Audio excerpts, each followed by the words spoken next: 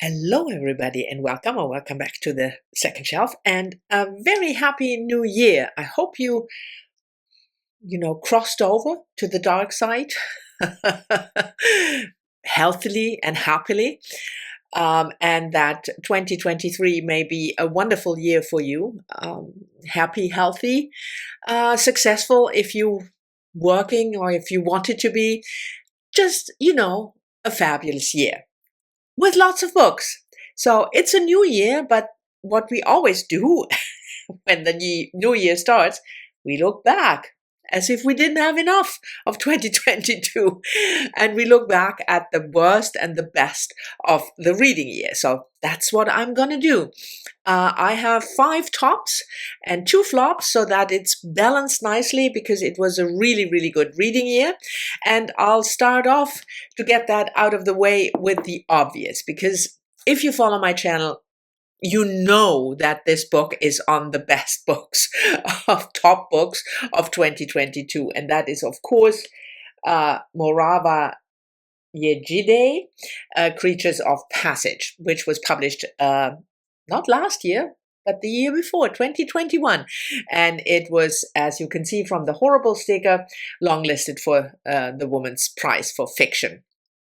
I've talked about this book multiple times. It's a debut novel by a Black American author, and it's set in the 1980s, and it follows a main character who drives an old Plymouth cab of sorts with a ghost in the trunk, and there's all kinds of weird stuff happening. There's also a plot line with what happened to children, which is, kind of heavy. So it's not an easygoing kind of magical realism, unicorn and rainbows kind of book. It has heavy topics, but it's so beautiful, and the writing is so magical that, I just loved it. Yejide.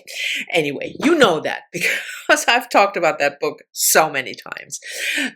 Another absolute top for me this year was one of the last, I think, a December read, and that was this short little book by Robin Wall Kimmerer, Gathering Moth, which was published almost 10 years ago for the first time. This is a new edition, but not changed. Robin Wall Kimmerer is an indigenous American author, and she is a scientist, and she researches moss. And boy, how can she? I mean, I'm not a scientist, as you know, and I have no particular, love for mosses. It's just something mostly that irks you when you have a garden or a balcony, because you have to get rid of the moss in between the tiles each spring. But did I know that moss can be so fascinating? I had no idea. I mean, I don't want to research moss. That's just not my thing. But to read about it, and the way Robin Wall Kimmerer has this very quiet voice. I said it's a short book, but that's also because it seems that she is paying attention to every word. So it's rather dense. You can't, at least I couldn't read it that fast, even though it was such a short book, because there is so much in that book. And the language is beautiful, and the enthusiasm for mosses and nature, and the parallels that she draws between the moss and, for instance, the rainforest, all the creatures that live in the moss. It's absolutely fascinating, and it's very soothing, I find, and especially if you listen to it on audio, because she narrates the audiobook herself, and the voice is just, if I'm in a bad mood or if I'm stressed, I'm just put on one of Robin Wall Kimmerer's books on audio, and it will immediately soothe me. Much less expensive than a therapy session. It's just wonderful. So if you're interested in nature writing at all, and in the exploration, don't be put off because it's about mosses and you think that's boring. Just give it a try. So that was that. Then another book that as you can see, we do fiction and non-fiction all mixed up because it's all books. Yes, just bear with me. Anyway, another book that I really, really loved last year was also, I read it on ebook, so I will put the picture up here. It was a duology by Becky Chambers, a science fiction writer, and she wrote a new series, a duology, Monk and Robot. Monk and Robot. Can I say that right? Monk and Robot. Yeah, some things never change, even though the year changed. And the books are about this future society where you had in the past the people, human beings, set the robots free because they were used as kind of slaves and they disappeared into the forest wilderness. So for ages and ages, decades and decades, nobody who lives as a human has seen a robot. And then you have this monk, and they are struggling with finding their way in life in this society. They start to be a traveling tea monk, which means that you travel from city to city, village to village, and you offer tea and advice. And on their journey, the monk comes across a robot who wanders out of the forest. And then it's about their relationship, their friendship. The robot has never seen human life, and he is really, full of wonder what he experiences, and he questions things that we take for granted because we are used to it. And it also works the other way around. So it's those two books are about discovering who you are, finding your place. So it's a sort of coming of age, but for adults, because they are both adults, if you can talk about a robot as an adult. But it was just so charming. And not the, all is rosy, unicorn, rainbow kind of thing. No, there are difficult topics in there about, life and family and what have you. But it is such a hopeful, delightful book, or two books, both very short. It was just, I thought it will stay for me, certainly for a long time. Okay, that was the third one. Then the fourth one is a non-fiction again, and I've talked about this also a lot of times. Beloved Beasts by Michelle Nijhuis. Nijhuis rhymes with my house is her handle on social media. And this book was published, like I said, some things never change. Let me see, 2021. I think most of the books are relatively recent. Yeah, 2021.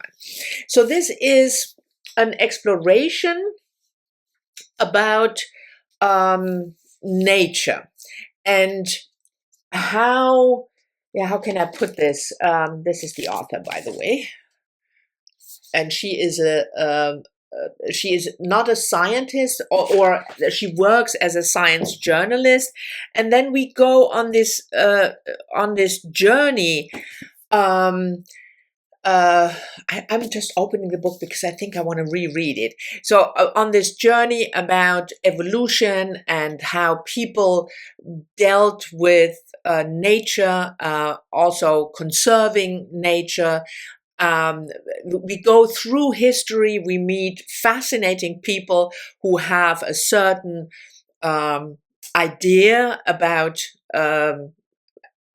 nature and what you should do in order to treat nature well. And it's built in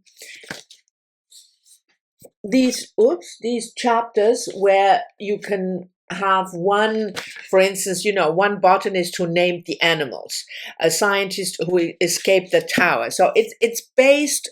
It goes through time in a linear development, but it focuses on various scientists who did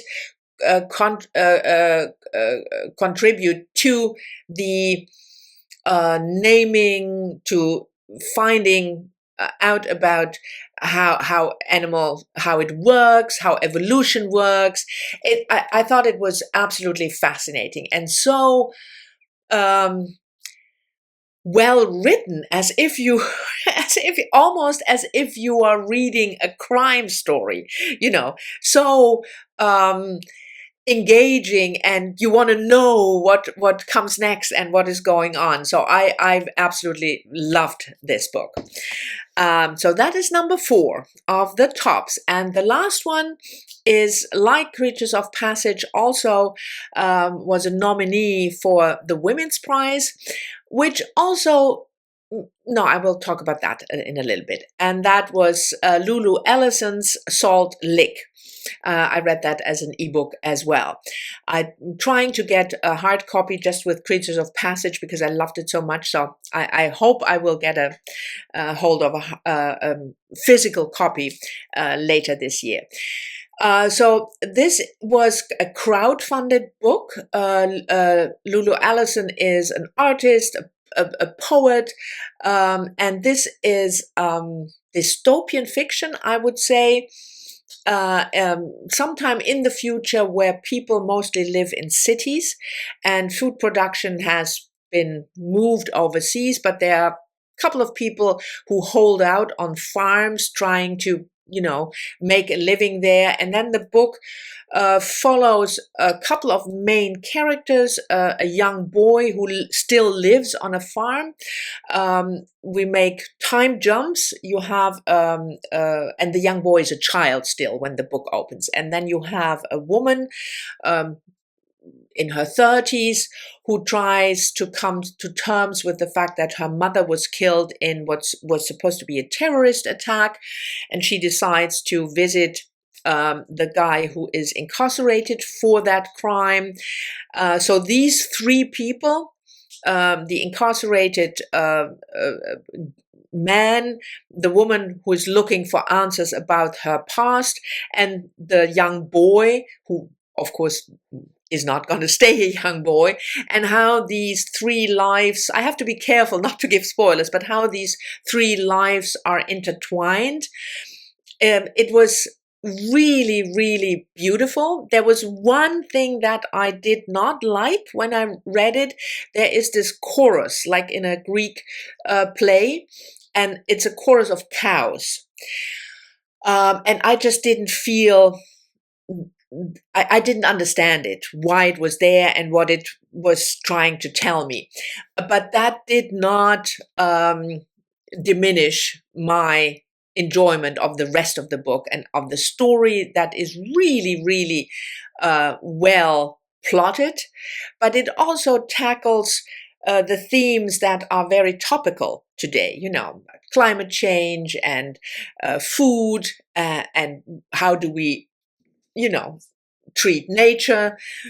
So it has this, but it's never finger wagging. It's just a really good story.